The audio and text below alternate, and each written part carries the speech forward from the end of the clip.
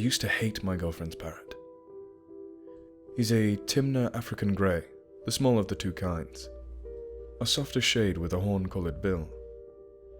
He loves Beth, and only Beth.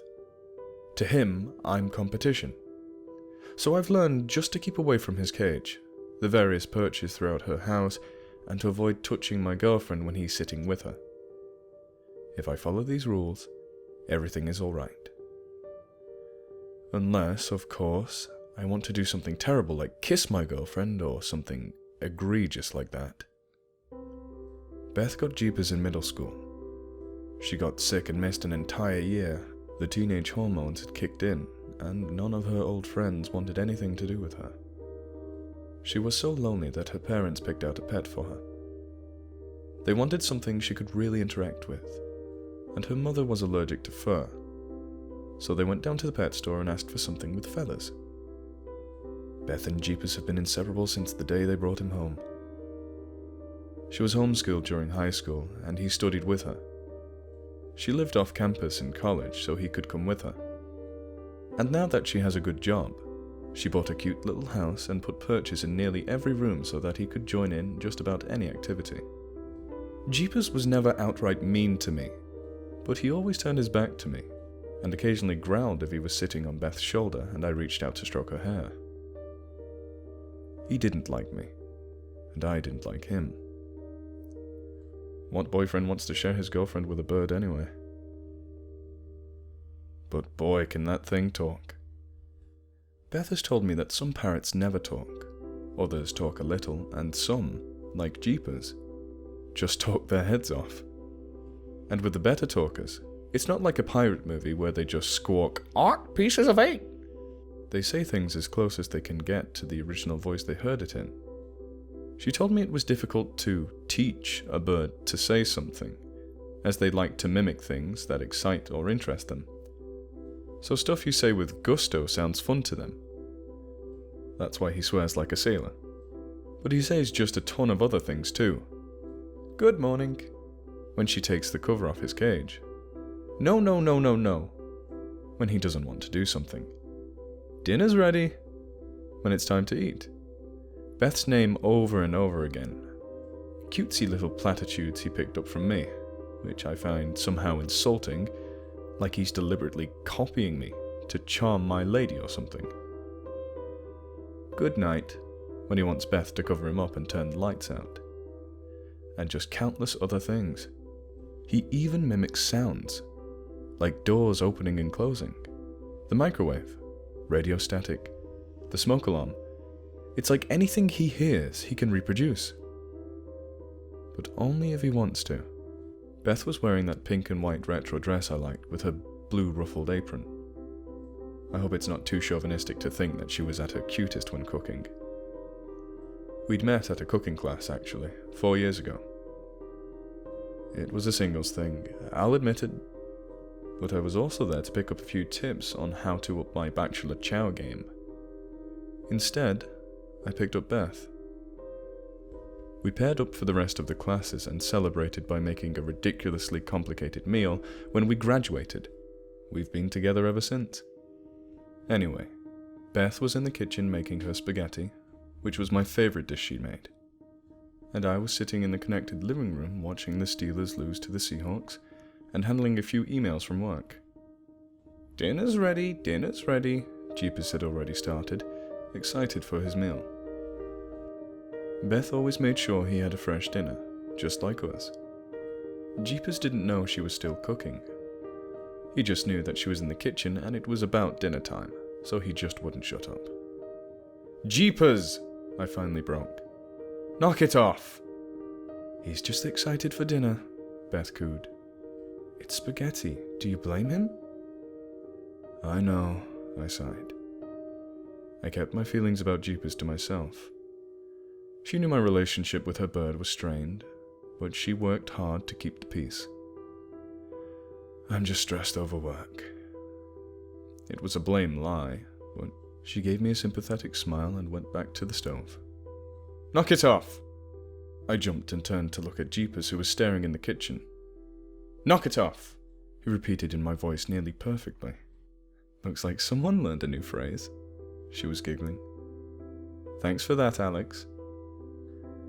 I guess you're welcome, I said as she came into the living room to kiss me gently before letting Jeepers out onto her shoulder. Come on, she said, winking at me. Dinner's ready. Dinner's ready, Jeepers agreed gleefully, as she set him down on his perch with a small portion of spaghetti sans cheese. Dairy's bad for birds, she said. Dinner was perfect as always. Afterwards, we snuggled onto the couch and watched a few episodes of Fargo. We were still catching up. Jeepers spent some time grooming, then playing with his toys, then kind of zoning out like he was watching the show with us. He was thankfully quiet, until he sat up straight and said in a low voice, Wait till tonight. Huh? Beth mused. That's a new one. Must have picked it up from you. What makes you say that? I asked her, eyeing her. It's a man's voice, she shrugged. Although I guess he could kind of be experimenting with it. Wait till tonight, Jeepers repeated. His feathers kind of ruffled as he stuck one foot in his mouth. Does he seem agitated to you? She asked, frowning. He's been acting kind of weird since I came home from work. I don't want to overreact, but I want to take him to a vet as quick as possible if there's something wrong. He seems... I shrugged. He seems like a parrot. She sighed. I wish you two would be friends. I know, I hugged her. Maybe someday. We both got fairly tired after yet another episode, and I packed my laptop up. When are you off tomorrow? She asked, not letting go of me just yet. I'll be over at about 6, I said, kissing her gently. You want me to cook? Oh, mac and cheese, she smirked. I know it sounds like a joke, but I actually do make really good mac and cheese. Old family recipe. Yes, please. Your wish, I smiled as I kissed her again. Wait till tonight, Jeepers said in a sort of hushed whisper. He likes that one, she laughed. Goofball. He's pretty awake for this time of night. He's usually kicking us out of the living room with his good night. Maybe he was enjoying the show, I shrugged. I better get going, I said, and she walked me to the door. I kissed her again, and she shut and locked the door. I walked down the little pathway to the gate and tripped hard over a rock. I didn't go down all the way, but I definitely tweaked my knee a little, and dropped my laptop bag. I cursed and picked it up, then stared at the rock. It was familiar. Definitely one of the rocks she'd chosen for her little garden. But when I went to put it back, I couldn't remember where it went, even though I felt like I should have known somehow. I just scooted it off the pathway and closed the gate, climbed into my car and drove home. Wait till tonight, stopping at the red light. Fucking bird. I didn't remember saying anything like that, but I guess I had to have. It wasn't the first time he'd picked up something I'd said, and it wouldn't be the last. That's when I remembered where the rock had belonged. The realization washed over me like ice, and I felt like I was going to vomit. That was the rock that she hid her spare key under. Wait till tonight! I nearly yelled, pulling the most illegal of U-turns, speeding all the way back to Beth's house. Sweating all over and shaking as I parked in the street. Pulled my sig-saw out of its box from under the seat and ran up the walkway to the door. I realized the rocks had all been disturbed, and I cursed myself for not noticing before. The door was locked, and I fumbled with my keys until my shaking hands cooperated and I ran into her home. Jeepers screaming the smoke alarm sound at the top of his lungs and flapping around in his cage like a maniac.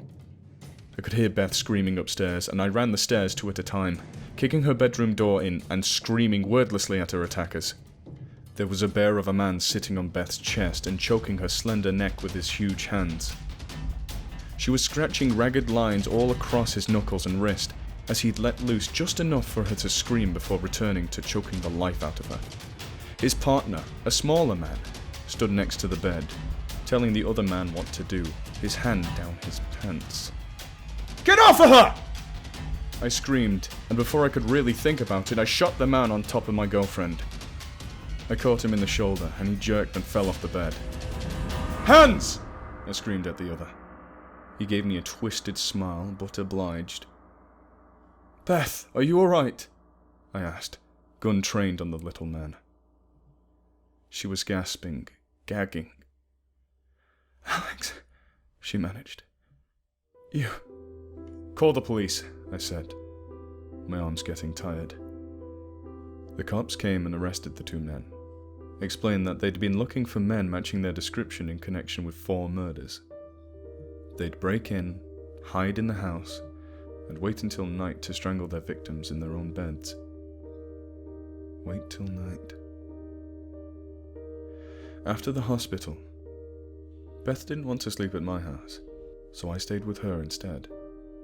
We had a fitful night and both called our bosses to explain what had happened and how we needed a few days to recoup and regroup.